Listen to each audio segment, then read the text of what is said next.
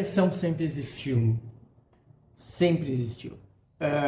Em diversos aspectos.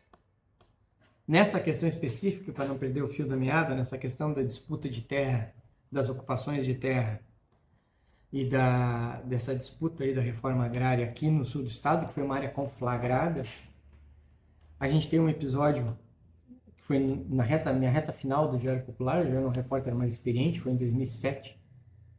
Houve uma ocupação de uma porção de terra em Pedro Osório, na divisa ali com Pedro Osório, Rio Grande, divisa de município, divisa com Santa Isabel ali quase.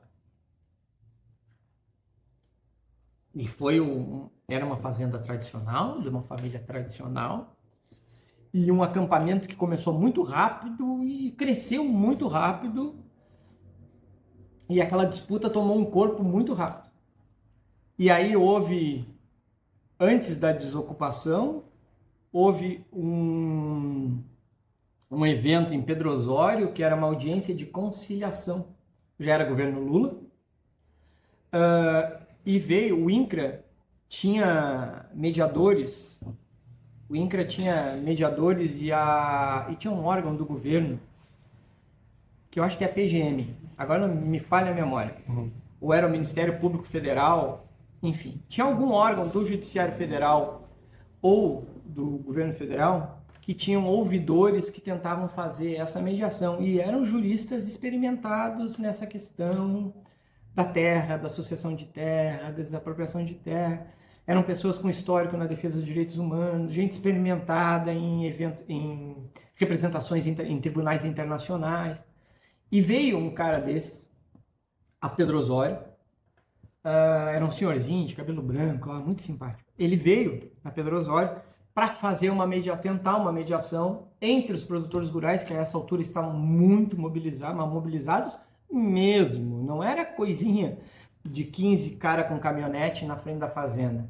Os caras montaram um acampamento que durou semanas na frente da fazenda com milícia armada, muitos proprietários, muita peonada, e do outro lado da faixa, os proprietários rurais e do outro lado da faixa os acampados, os ocupantes, né, o pessoal do MST no acampamento do MST. E esse ouvidor federal, aí, que eu não me lembro direito o cara, veio para fazer essa mediação. E isso foi combinado num ginásio de um colégio no centro de Pedro Osório. E houve uma marcha, o pessoal saiu do acampamento em marcha pela estrada, entrando em Pedro Osório ali, conhece aquela estrada ali, BR-116, caminha toda aquela outra estrada, até o centro de Pedro Osório, lá numa mobilização do MST, cantando e com as faixas, aquelas coisas todas lá onde aconteceu. Uma mobilização grande, né mesmo? O colégio ficava numa ruazinha estreita, tinha uma praça, e na frente da praça estava completamente ocupada pela Farsul, pelos proprietários rurais, era muita gente. Não eram 50, assim, não, eram 300, 400. No meio disso estava a Brigada Militar da região, um efetivo bem pequeno da Brigada Militar de Pedro Osório, e o resto era a Brigada Militar aqui da região, que estava dando um apoio ali, acompanhando a marcha, mas não havia aquele esquema de segurança, escolta, não. Quando o pessoal e a gente, como reportagem, a gente foi acompanhando a marcha, porque a gente pegou o início daquela movimentação, era a marcha, e terminava com a audiência pública. Pegamos lá o início da marcha e viemos acompanhando pela estrada, faz foto, blá. E o carro da reportagem vai acompanhando. Chegamos um pouquinho antes, largamos o carro e viemos acompanhando o pessoal da marcha chegar. E era uma rua, me lembro que era uma praça, uma rua estreita. Isso é minha geografia mental, né? Sim, talvez sim. algumas coisas falhem aqui. A gente tá falando de 2007, né? Então a gente é uma pracinha, e o colégio e uma ruazinha estreita. Quando o pessoal da marcha entrou para aquela rua estreita, entraram num corredor polonês, feito pelos ruralistas. E quando o primeiro lote daquela marcha entrou ali, houve uma agressão que partiu dos ruralistas. Eu vi, ninguém me contou. Eu vi quando um cara, um produtor rural, que era conhecido na região, todo mundo sabe quem é, desferiu um soco numa das lideranças do Movimento Sem Terra. Foi o estopim, Sim. Estourou a pancadaria. A Brigada Militar, vamos falar, por inexperiência, é difícil dizer, não foi por inexperiência. A Brigada Militar, ela tomou partido. Ela não separou, ela não fez a separação. O que ela fez? Ela empurrou os manifestantes do MST para dentro do colégio. E esse fluxo dos produtores rurais também, aquela confusão toda, aquele cordão lá daquela marcha foi partido em dois, e um grupo grande de sem terra foi empurrado para dentro do colégio pelos produtores rurais e pela Brigada Militar. E eu e o fotógrafo Carlos Queiroz, a gente entrou no meio. Nesse momento eu já estava ao vivo na Rádio Guaíba, porque eu era correspondente na Rádio Guaíba, eu já tinha entrado ao vivo na Rádio Guaíba. E a gente entrou no meio, eu nunca me esquecer, eu entrei pressionado entre um PM, um sem terra, empurrando, tentando achar um caminho entre eles, e entramos no colégio, era um saguão enorme, e ali dentro a Brigada Militar lanhou todo mundo no laço. Era cachorro, era mulher, era criança, o cachorro da Brigada mordendo gente, era pau para tudo que é lado. Houve um espancamento dos trabalhadores sem terra pelos policiais militares, com o auxílio de produtores rurais que também invadiram o colégio e saíram no soco, na rua já tinha virado uma briga generalizada. A coisa saiu do controle de uma tal maneira que, em questão de 1 hora, o comandante-geral da Brigada Militar estava em Pedro Osório, foi de helicóptero para Pedro Osório, com um efetivo ali do staff dele, para tentar entender o que estava acontecendo, enquanto a tropa de choque de Porto Alegre deslocou para Pedro Osório. Foi longe pra cacete, né? Porto Alegre e Pedro Osório, os caras demoraram para chegar, foram chegar lá no meio da tarde. Umas 5 horas, Jorge. E nessa confusão toda, 5 sem terra desapareceram, ninguém sabia onde estava, havia relatos que tinham sido jogados para dentro de uma caminhonete, levados embora. Delegados da Polícia Civil foram deslocados para lá, se abriu. Foi uma confusão. Foi um dia. Aí a imprensa toda de Porto Alegre apareceu lá. No início da confusão estávamos nós e a RBS. E aí em seguida chegou Bandeirantes, SBT, Record, todo mundo tomou conta lá do campinho, no meio da tarde, Pedro Osório era notícia nacional. Aquele confronto virou notícia nacional. Isso foi para a página do Diário Popular, foram 3 páginas, a capa era um sem terra com o rosto todo ensanguentado, tomando um cacetaço, com um cacetete do policial militar, bem no momento que o policial militar acertava ele. Foto maravilhosa do Carlos Queiroz, foi premiada aquela foto, se não me engano, eu acho que ganhou o primeiro prêmio de Direitos Humanos, ou ganhou um dos primeiros prêmios, e aquilo saiu.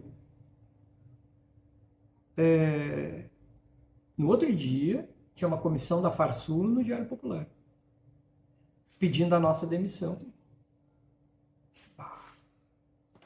Porque era inadmissível, do ponto de vista deles, que o jornal publicasse aquele tipo de coisa e tivesse tomado partido do sem terra. Isso que durante o fechamento da reportagem, eu escutei os líderes da Farsul. O presidente da Farsul, acho que era o Luiz Carlos Esperotto, se não me falha a memória, o deputado Nelson Harter, que estava lá, na época era deputado federal, estadual, estava lá acompanhando a mobilização, o presidente do Sindicato Rural de Pedro Osório, que era também o dono da fazenda ocupada, um dos donos. Todo mundo foi ouvido e todo mundo teve voz. Mas qual era o grande fato dali? O confronto. Então, claro que o confronto ganhou maior destaque. As fotos eram do confronto.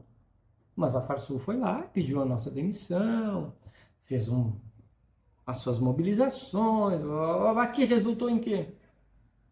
Uma página inteira de desagravo à matéria que tinha sido publicada no dia anterior. Eles compraram... Eles não compraram. Eles pediram. Eles ordenaram que aquilo fosse feito. Desagravo a matéria de vocês do dia anterior. E durante essa reunião, a equipe de reportagem foi chamada para ser confrontada pelos caras da Farsul. Nós fomos confrontados pelo pessoal dos produtores rurais, com o dedo na cara, com ameaça, na sala da superintendente do jornal. Nós e o editor, que era o Luiz Sérgio Lagranha. Parênteses. Sim. Ele tinha assumido o Diário Popular fazia pouquíssimas semanas, ele não sabia... Que bucha! Ele tinha chegado de Porto Alegre há poucas semanas e ele estava começando ali, ele não entendia como a banda tocava. Ele vinha de um grupo de jornais de bairro lá, o jornais, que sempre teve uma uma vertente assim mais de esquerda, mais politicamente posicionada, talvez, não posso falar porque eu não acompanhei muito, mas na época talvez um pouco mais alinhado ao PT, e ele veio lá e caiu de paraquedas, né, no meio daquela confusão ali. E a gente foi peitado, não sei o quê, e aí teve que escrever eu não me recordo se fui eu mesmo, porque isso era uma prática no Diário Popular. Sempre que tu era confrontado pelos amigos dos donos do jornal, sempre que uma matéria desagradava um grupo político, um grupo econômico, um grupo X, ou uma empresa, dizia amigos do jornal, era prática que se chamasse o repórter tinha feito para ele ficar tipo uma cariação com os ofendidos e ele mesmo ter que escrever uma matéria de desagravo contra a sua própria matéria feita no dia anterior. Eu fiz isso. Eu fiz isso num caso da Santa Casa, que a Santa Casa estava fazendo dupla cobrança. A Santa Casa a Santa Casa fazia exames de imagem e chamava e pedia que tu levasse a requisição do SUS na hora de fazer o exame. Sim. Sob a alegação de que aquele exame era para eles poderem saber o que era o teu exame. Aquela requisição era a base para eles poderem fazer. E tu pagaria um plano, chamavam de plano popular.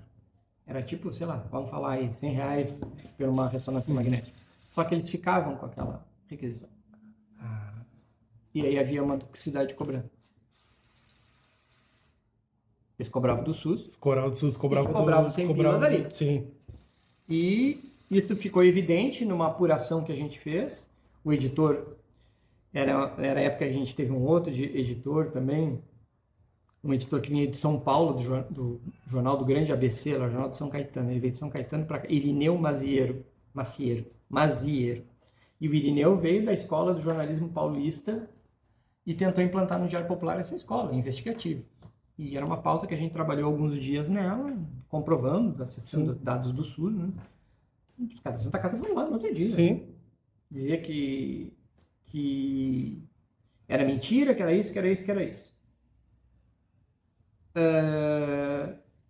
E que queriam que a reportagem fosse na Santa Casa e mostrasse como era de verdade. A reportagem era eu. Eu era o repórter.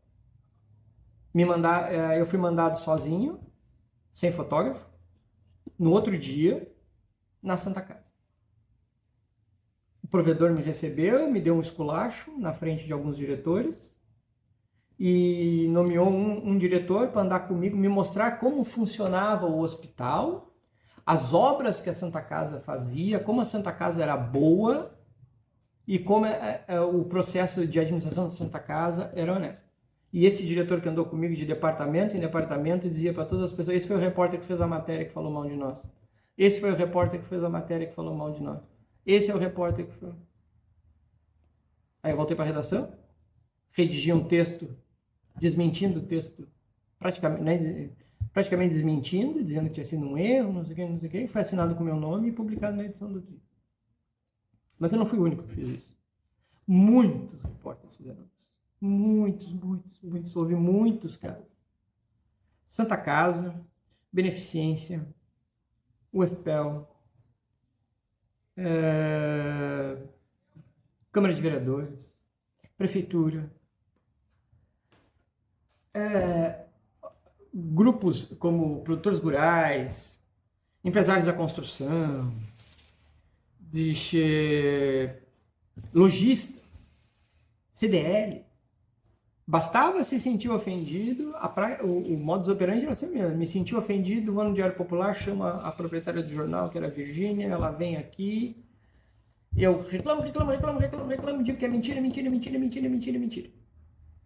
Ela chama o repórter que fez, fulano tá dizendo que tu tá mentindo, que mentiu, eu quero que faça uma matéria. Mesmo com todas as provas eu quero que tu ouça ele, escreva uma matéria dizendo o que ele tá te dizendo.